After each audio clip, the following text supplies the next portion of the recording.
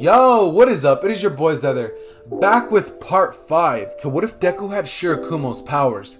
Now, I know you guys love this series as much as I do, so if you guys want me to get into manga territory after this part, I'm definitely going to need you guys to hit 30 likes.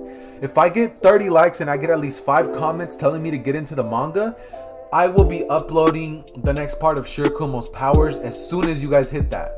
And I'm already all caught up with the manga, so I'll definitely be providing the stuff for you guys. But with that being said, let's go ahead and get into the recap and get into the story. So on the last part, we had basically left off with the hero staying... No, wait, no, that was way before that. We had basically left off with the Forest Training arc, as well as the Heroes vs. Villains and Hideout Rake arc. So yeah, Deku had basically helped All Might defeat All For One and would be known as the future symbol of peace. He would be a big story around it. Everybody would basically know his name at this point. All of the villains would kind of be a little scared of him because, I mean, he and All Might ended up taking out All For One, and you know, that's a pretty scary thought. Like, you got fucking All Might there, and then you got his buddy who can create anything with clouds just sitting there hooking this man up. Like, in the battle, honestly, it seemed like Deku was putting in most of the work. But yeah, that's basically what we covered in the last part, and let's go ahead and get started on this new part. So yeah, okay, so yeah, Deku and Uraraka, as well as all of the other people, would end up getting on the bus to go to the provisional hero license exams. Now once they would arrive, fake bootleg Deku would come up to them and say, hey, like, oh my god, it's such a pleasure to meet you guys, like, UA students, like, you guys are so cool. And this is when he would walk up to Deku and say, you are so amazing. This is when Bakugo would get in the way and say, get away from us, I can tell you're faking it. This is when Deku would say, Bakugo, like, don't be mean. And this is when he would actually smile. He would then turn towards Uraraka and look at her and say, hey, like, aren't you beautiful? As soon as he says that, Deku would get really fucking pissed and get in front of him, turning into Cloud, and get in his face and say, what'd you just say to her? And this is when Uraraka actually would be like, oh, she would hug Uzuku from the back and say, hey, let's just go into the exam. What do you say? And Deku would give fake Izuku a death stare. And that's exactly what he wanted. He wanted him to get riled up so he couldn't focus on the exam. So let's just say that Deku was planning to mess this boy up.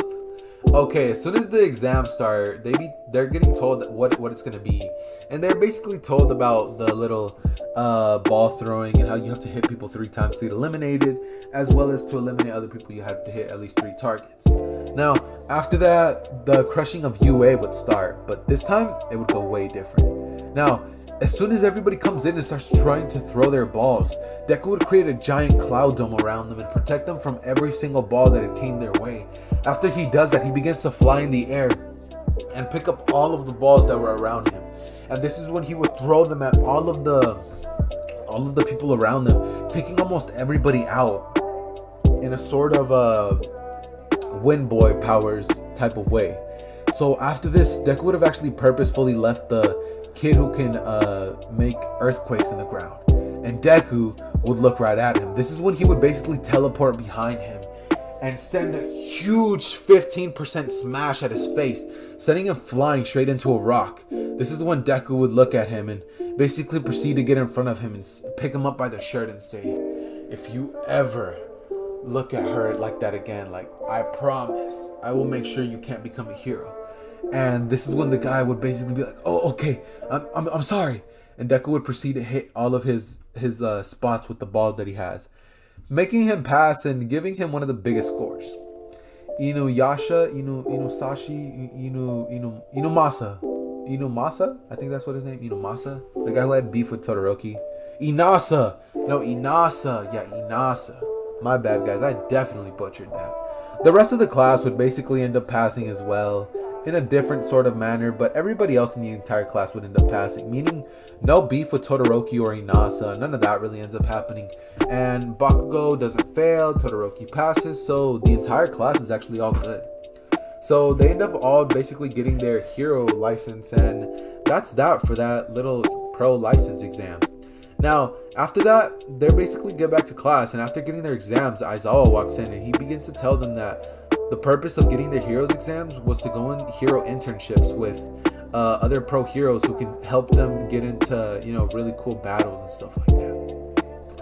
And this would basically help them patrol and gain more experience as a whole. This is when the big three would actually walk into the class, and Deku seeing Mirio, what's her name? Nejire and Soul Eater, I forgot his name. Suki. I forgot this man's name. I'm not even gonna lie. But all I know is that it's Sun Eater, and his name is Sun Eater. I'm just gonna call him Sun Eater just because I forgot the name. Mirio would walk in and begin to tell them what he'd done in the canon. He would proceed to tell them that they need to fight him to see how much more experience they have instead of UA. So as soon as the fight starts, Mirio actually ends up whooping everybody else, including Todoroki and Bakugo. He would face through and just punch Todoroki in the gut and kick him in the head, knocking him out. And when it came down to Bakugo would have actually dodged the first attack, but Mirio would have done exactly what he had done to Izuku, trying to poke his eyes, and would basically take him out with one strong punch to the side of the head, knocking Bakugo out clean. Now, after this, he would try to go up to Deku and do the same thing, but when he tried to poke his eyes, Deku would have not fallen for it. Deku would have just turned himself into a cloud, teleported behind him, and gone in for a punch. But Mirio would have permeated through that and appeared right behind him as well.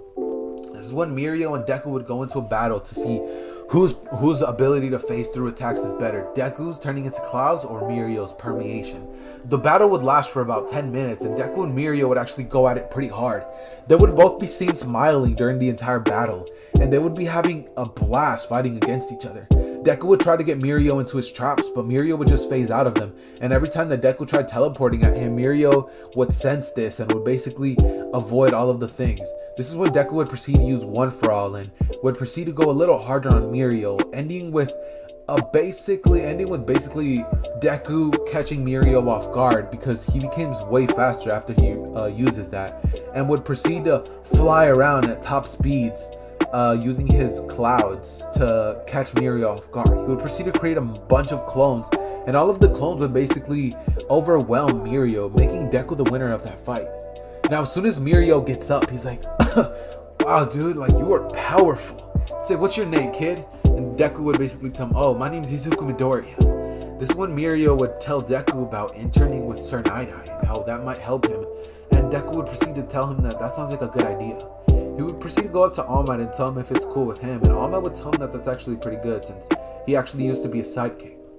This would result in a pretty cool relationship between Mirio and Deku pretty early on, and all the other internships would basically go to canon. Uraraka would actually meet Nejire, and this would have a huge impact for her usage of her quirk. During the internship, Uraraka, I'm just going to get into it, Uraraka would have actually mastered her ability to fly in the sky with her propulsors and be able to be a really nimble fighter in the air. During this time, I'm just going to go ahead and get into Deku's thing. Deku would have actually arrived at the agency with Mirio. And once he arrived, Mirio would have told Deku that he should try to make Sir Night-Eye smile. Deku would look at him and say, okay. And when they would walk in, Deku would try to do the face that he does in the original canon, but Sir Night-Eye isn't really pleased. This is when Sir Night-Eye would say, so you're the one that Deku... He would tell Mirio and the other girl to get out, and he would say, so you're the one that All Might chose.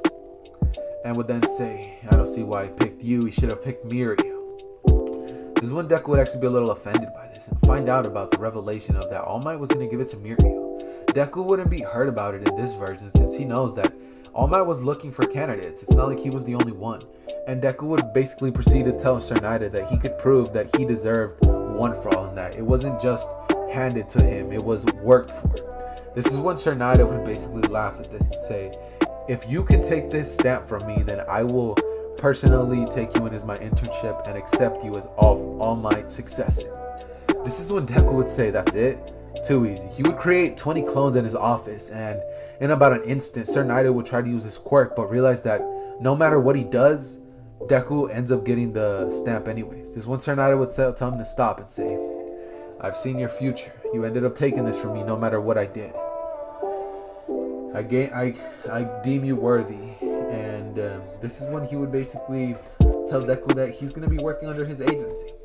So after this, Deku would basically go on patrol with Mirio, and this is when he and Mirio would just be walking around the streets. When they're walking around the streets, they would basically just be doing what's happening in canon. Deku would be in his hero costume, which is literally what Shirakumos wearing in the thumbnail, and Mirio would be wearing his original canon thing. Now, when they're walking, they would see a little girl running out, and she would bump into Deku. Now, as this happens, when she's about to bump in, Deku would turn into a soft cloud, and Eri would fall right into his arms. Now, as this is happening, Deku would hug her tightly, and he would sense that she's scared. She seems frightened. This is when he would look into the alleyway and see Shisaki. Now, when he sees him, he would think, oh my god, that's Overhaul. And Mirio would look at Deku and try to give him a nudge and tell him that we need to go. And Shisaki would proceed to say, hey, like, that's my daughter, like, she runs away, I don't know what I'm gonna do with her. And Deku just looks at him and says, this is your daughter? Well, it doesn't seem like you're a great father, considering the fact that she's terrified and looks like she's trying to run away from you. This is when Shisaki would basically tell him, no, that's my daughter, like, it's just a misunderstanding. And Shisaki would release his bloodlust, making Eri get frightened and try to tug away from Deku. This would make Deku extremely angry, and he would basically look at Mirio and say, take her as far away from here as possible. And this is when Overhaul would try to rush at Deku to overhaul him, but Deku would turn into nothing but a cloud and would go straight through Shisaki. Now, he would proceed to drop a heavy punch at the back of Overhaul's head, and this is when Overhaul would be thrown onto the ground. This would result in Deku trying to trap him inside of a cloud barrier, and Overhaul would try to overhaul it, but he would realize that it's not working. This is when Overhaul would basically use his max ability and would proceed to overhaul the fucking cloud. The cloud would turn into nothingness, and Deku would be like, oh my, this is not good. Now, when this is happening, Deku would proceed to create about 30 clones, and they would all go in to fight Overhaul, but Overhaul would proceed to use all of his strength and proceed to basically pop them all, turning them into clouds again, and Deku would teleport behind him and try to pull out all the stops, but it would be a sort of stalemated battle. Now, things would proceed to go on like this, and Deku would basically decide that he's had enough. This is when Deku would say that he has to go all out with this guy, that he doesn't want to have to get injured or have any bad incidents however around here. So this is when Deku would say, fine, you asked for this. He would basically aim his hand at the sky and begin to control the clouds in the air, creating a giant fucking shadow cloud around them. This is when out of nowhere the sky would begin to turn dark, and Deku would say, now die with the thunderclap. Kidding. Just kidding, he would not say that, but a huge fucking dragon would fall down from the sky. Just kidding, it wouldn't be a dragon, it would just be a lightning bolt. A lightning bolt would fall out from the sky and hit Shisaki, taking him out the instant that it hits him. And Deku would basically take his body and take him into Sir Naide's agency. This one, Naide would go up to Deku and try to scold him, but Deku would say, I captured him, and Naide would say, guess it can't be helped. Good job, Izuku. They would begin to try to interrogate him, but they would really get nothing from him. This is when they would find the quirk destroying bullets, and Deku would go up to him and ask, what are these? And this is when Sir Naide would say, I'm asking the questions, Deku, you can just step out. The interrogation would proceed, and they would actually proceed to get nothing from Overhaul. This is when Deku would decide that he's gonna find out what they are by telling Overhaul that, by telling Sir Naide that he should threaten Overhaul with them to see if maybe there's something special. Overhaul would proceed to tell them that they're quirk enhancing bullets, and Sir Naide would not buy it, especially Deku, since he would claim that if they were quirk amplifying bullets, he would have used them against Deku in the moment that they were fighting to potentially beat him. This when Sir Naide Overhaul would say that it wasn't up to him at that moment and try to, weasel his way out of this. Now, this is when Deku would proceed to look at him and say, I'm not buying this. I guess we'll just have to see what these really do. And Deku would proceed to, to take the bullets and say, well, it doesn't seem like these are deadly. So what would you say if I was to inject these into you? This is when Sir Naide would basically look into the future and see that Deku's not actually going to do anything. He's not actually going to use the bullets. And Overhaul would begin to get terrified. He would say, he would begin to get scared, and Deku would proceed to get really close, about to poke him with the needle. And this is when Overhaul would come clean. He would say, stop, they're quirk destroying bullets. They take away quirks and they're permanent. they can't, the effects can't be reversed. This is when Deku would look at Overhaul and say, "Oh." And Sir Nide would tell Deku that he needs to give him the bullets. Now Sir Nide would actually give these bullets to Sir Nide would actually keep these bullets hidden because he doesn't want them to fall into the wrong hands. And Deku would basically proceed to just be like, "This guy's scum." Now after that, Deku would proceed to go up to Mirio as well as Eri, and go up to Eri and ask how she's doing. She would see Deku and have a huge smile on her face. Well, no, because she can't smile at this point. She would have like a tiny little smile on her face, and she would seem a little happy. This is when she would look at Deku and say, "Hey, thank you for saving me." And Deku would proceed to ask her what Overhaul has done to her. She would not say anything because she's too terrified to talk about it, and Deku would understand. So what would happen would basically happen in canon. Eri would be taken in by UA, and Aizawa would help her train her quirk, since they would find out that it's a time reverse quirk, it's a time reversing quirk. Now this is when Deku would decide that he's gonna try to help Eri and help her have as much fun as possible. So he would create clouds for her and make like a really fun bounce house for Eri made of clouds, entirely of clouds. And Eri would have the time of her life. This is when I'm just gonna go ahead and cut into the school festival arc where Izuku fights Gentle. So when this is actually going down, Deku would have actually told Uraraka to come with him to buy the things that he forgot to buy. And Uraraka would actually look at Deku and say, "Sure, Deku." They would hop onto a cloud and they would fly really, really nearby somewhere. This is when Deku would notice a guy who seems familiar. He would remember him from the internet as a internet criminal who does little petty crimes, and Deku would drop down and he would begin to ask him like, what is he doing here? And Gentle would proceed to reveal his plan like the stupid villain that he is, and this is when Deku would say, "No, not happening." He would proceed to try to trap Gentle inside there, but he would turn the clouds into elasticity, and he would basically reverse what had happened and break out of it. This is when Gentle would begin to start having a little fight with Deku, and Deku and Uraraka would proceed to fight Gentle, meaning that this fight would be a lot easier than in canon. Deku and Uraraka would begin to fly around because Gentle would be using his elasticity to jump in the air and become a little stronger, and what's her name, La Brava, would be increasing his strength. Whenever it comes down to it, Deku would create a bunch of clones and would begin to start taking out Gentle Criminal. And Uraraka would shoot projectiles at him that she was actually given in the Ryuk's agency. She would begin to use those things and would basically start taking out Gentle Criminal. They would begin to body this man, and this is when they would basically turn him into the authorities. They would tell him his plan, and the authorities would take him away, being like, "Oh, thank you for your help, guys." This is when Deku and Uraraka would basically smile, and they would go quickly get the things that they need and pull back to the festival. Now, as for the singing and like their show that they put on, it would be a little more interesting since Deku would actually create clouds for everybody, and they would all be just sitting and all of the spectators would be sitting on clouds, just having an amazing time. Just imagine laying down on a soft cloud, bro. Like, oh my god.